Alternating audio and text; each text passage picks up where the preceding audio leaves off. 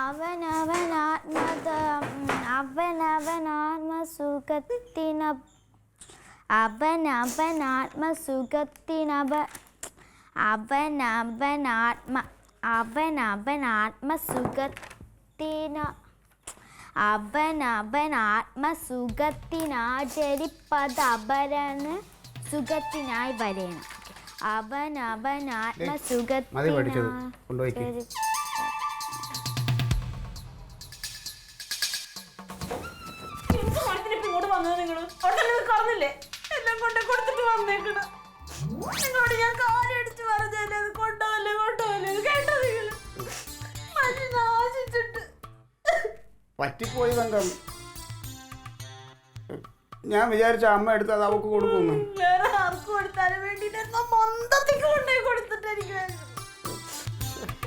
ഞാനിങ്ങനെ പൊട്ടിയായി പോയല്ലേ. എല്ലാം വിശ്വസിച്ചിട്ട് എല്ലാം ചെയ്യും. അവസാനം ഞാൻ മാത്രം ഒറ്റയ്ക്കാവോ?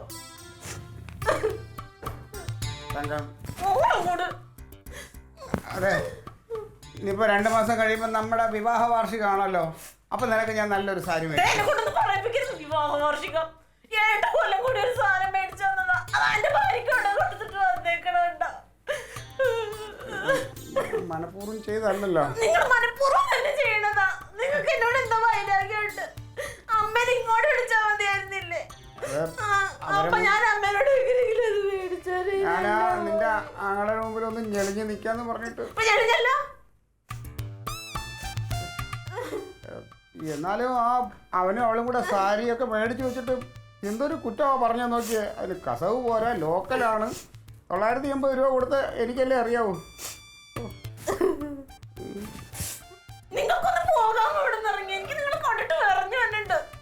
മോളെ, നീ പഠിച്ചത് മതി, പോയി കളിച്ചോ.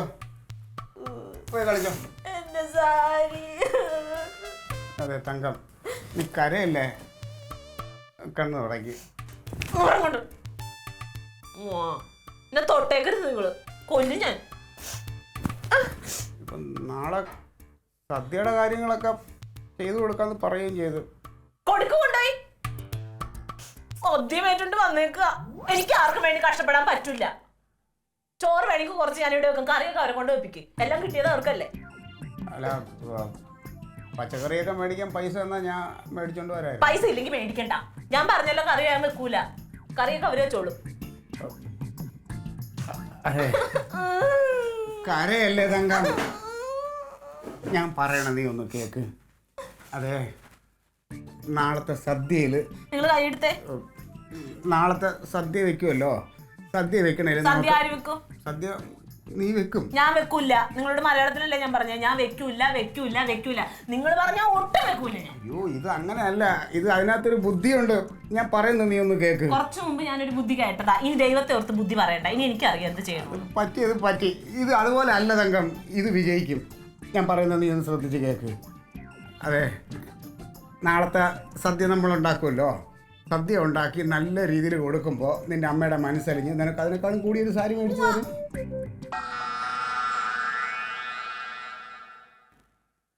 നീ ഉണ്ടാക്കൂലേ? ഞാൻ ഉണ്ടാക്കൂല. അല്ല, അതെ, നീ ചോറ് വെക്കാന്ന് പറഞ്ഞല്ലോ. ചോറ് നീ വെക്കണ്ട, നീ നാളത്തെ കറിയെല്ലാം വെക്കണം. ആ മണ്ടം കൊണ്ടാ കറി വെച്ചാൽ ഉണ്ടല്ലോ, വായിൽ വെച്ച് കൂട്ടാൻ കൊള്ളത്തില്ല, എന്ന് നിനക്കറിയാലോ. എന്നാൽ നിന്റെ കറികൾ അങ്ങനെയാണോ? അതൊക്കെ ഇവിടെ എല്ലാവർക്കും അറിയാമെന്നുള്ളതല്ലേ. അപ്പോൾ നീ നാളെ കറിയൊക്കെ നല്ല രീതിയിൽ വെക്കണം. കറിയൊക്കെ വെച്ച് സദ്യ ഗംഭീരമാക്കി കഴിയുമ്പോൾ അമ്മയ്ക്ക് തന്നെ നിന്നോട് തോന്നുന്ന ഒരു അലിവ്.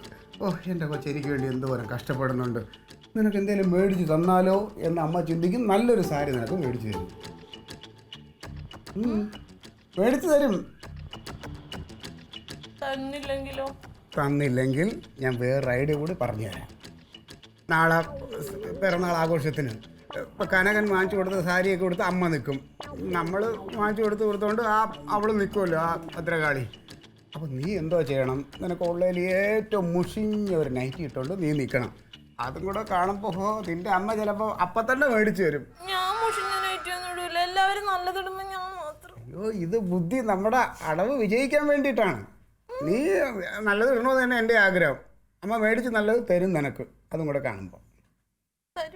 പിന്നെ അപ്പോൾ കറികൾ നമ്മൾ ഉണ്ടാക്കുന്നു, ചോറ് അവരുണ്ടാക്കിക്കോട്ടെ. അപ്പോൾ ഇതവിടെ കൊച്ചിനെ വിളിച്ചിട്ട് പറയും, നമ്മൾ കറി ഉണ്ടാക്കിക്കോളാന്ന് പറയും.